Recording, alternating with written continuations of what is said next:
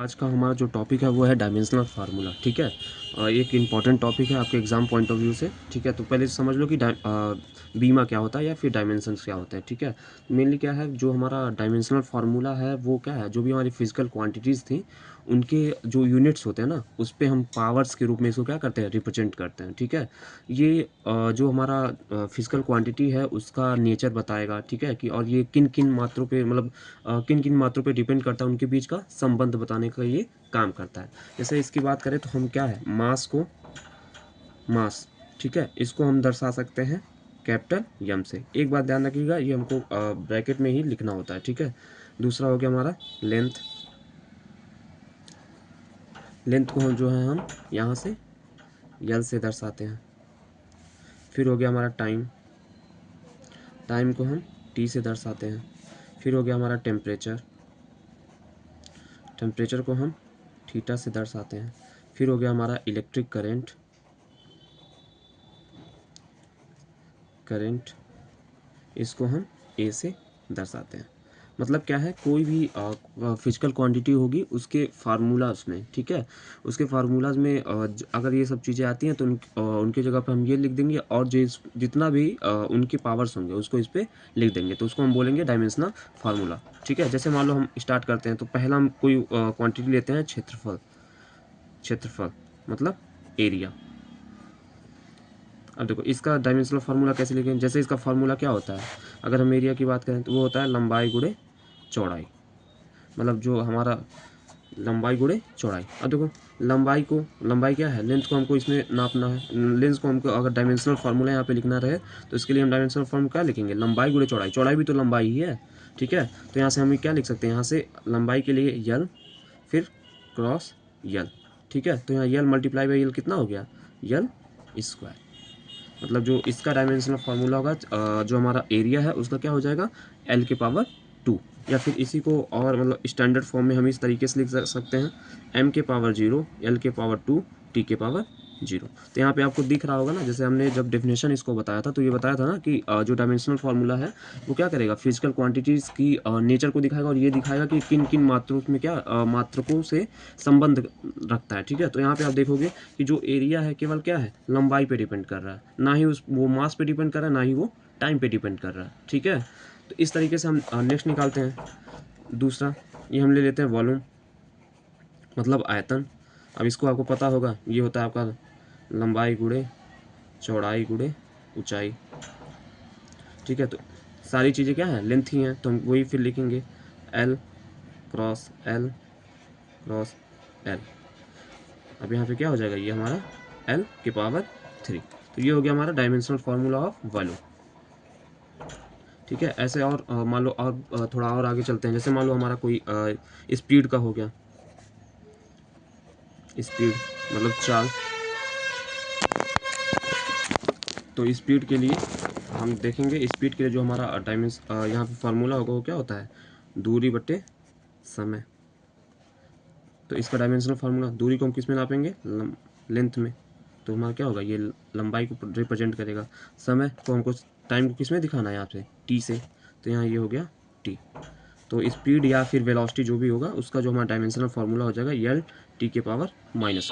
अब नेक्स्ट पे जब भी आएगा तो हम इसको याद रखेंगे और यहाँ पे इसको डायरेक्ट पुट करेंगे। ठीक है, नेक्स्ट आते हैं हम त्वरण। तो ये क्या होता है, वेग परिवर्तन की दर, मतलब वेग परिवर्तन बटे समय। तो ये क्या हो जाएगा यहाँ से, तो वेग परिवर्तन मतलब क्या है, वेग जो हमारा स्पीड है या वेलोसिटी है, तो क्या हो जाएगा, इसका डायमेंशनल फार्मूला हमने पढ़ा है, अभी जस्ट निकाला है, तो यल टी के पावर -1, और यहाँ पे समय के लिए टी। तो अब टी यहाँ ऊपर जाएगा तो यहाँ आप ध्यान दोगे ये क्या हो जाएगा, इस पर -1 और आ जाएगा, तो मतलब ये क्या हो जाएगा, यल टी के पावर -2।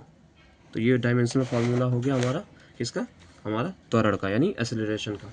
इसी तरह हम और क्वांटिटीज़ के भी डायमेंशनल फार्मूला लिख सकते हैं। जैसे यहाँ पे हम मान लो, यहाँ पे हमको अगर लिखना हो बल का, ठीक है, बल मतलब फोर्स, तो F बराबर आपका होता है m इंटू ए, मास इंटू एक्सेलरेशन, मतलब द्रव्यमान गुणे त्वरण। तो त्वरण का तो अभी हमने निकाला है, एल टी के पावर -2, और यहाँ पे द्रव्यमान, तो हम डायमेंशनल फार्मूला क्या लिखेंगे, डायमेंशनल फार्मूला इसका क्या, द्रव्यमान जो हमारा मास है, मास को हम किससे डिनोट कर रहे हैं, यम से। तो ये हो गया हमारा यम। अभी हमने जस्ट निकाला है डायमेंशनल फार्मूला ऑफ एक्सेलरेशन वो आया हमारा, यहाँ से ध्यान दो, एल टी के पावर -2, तो यहाँ पे हम डायरेक्ट लिखेंगे इसको एल टी के पावर -2, ठीक है। तो अब यहाँ से डायमेंशनल फार्मूला ऑफ फोर्स क्या हो जाएगा, यम एल टी के पावर -2, ठीक है।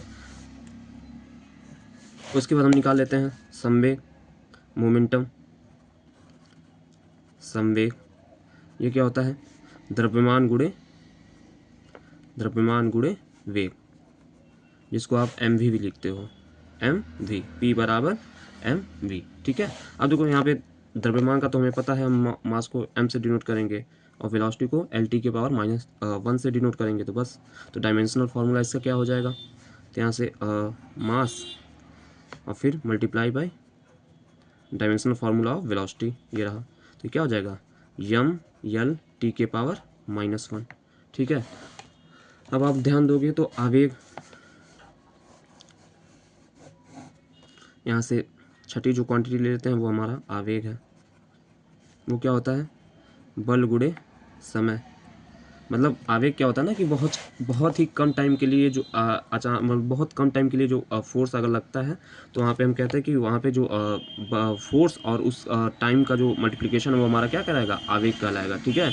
तो इसका डायमेंशनल फार्मूला आप ध्यान दो, तो बल का क्या होता है, यम, अभी हमने निकाला यहाँ पे, फोर्स का क्या होगा, यम एल टी के पावर -2 मल्टीप्लाई बाई टाइम, तो यहाँ से ध्यान दो, यम एल टी के पावर -1, ठीक है, मल्टीप्लाई करने पे। अब एक बात ध्यान दो, यहाँ पे हमने अभी संवेग का निकाला है और फिर आवेग, दोनों का डायमेंशनल फार्मूला क्या है, सेम है, ठीक है, दोनों का डायमेंशनल फार्मूला सेम है। तो कभी कभी एग्जाम में आपको ऐसे ही डायरेक्ट दे देगा कि अगर किसी राशि का dimensional formula M L T के पावर -1 है तो वह राशि होगी, ठीक है। तो इन दोनों में से कोई एक रहेगा, तो हम क्या करेंगे, उसको सही करके आएंगे, मतलब उस ऑप्शन को क्या करेंगे, चूज करके आएंगे, ठीक है। थोड़ी और क्वांटिटीज देख लेते हैं, जैसे आप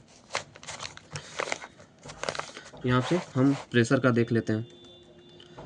जो प्रेशर होता है, प्रेशर बराबर क्या होता है, force in per unit area, ठीक है, फोर्स अपॉन एरिया। तो यहाँ से ध्यान दो, फोर्स का अभी हमने निकाला है, कितना होता है dimensional formula, M L T के पावर -2, और एरिया अभी आपने निकाला था सबसे पहले, इसका होता है एल स्क्वायर। तो यहाँ से अगर इसको हम करेंगे तो यहाँ से क्या हो जाएगा, यम एल के पावर -1 टी के पावर -2, ठीक है। तो ये हमारा हो गया प्रेशर का डायमेंशनल फार्मूला। चूंकि एल हमारा ऊपर गया था, यहाँ पे -2 बचता और यहाँ पे +1 था पहले से ही, तो ऐड होके वो -1 बचा है, ठीक है, और बाकी ये -2 आपका इधर दिख रहा है, ठीक है। तो ये हो गया हमारा डायमेंशनल फार्मूला ऑफ प्रेशर, ठीक है। अब हम थोड़ा और देखते हैं एनर्जी की। जैसे मान लो हमारा स्थितिज ऊर्जा है, ठीक है, स्थितिज ऊर्जा है U, इसको हम क्या बोलते हैं, mgh,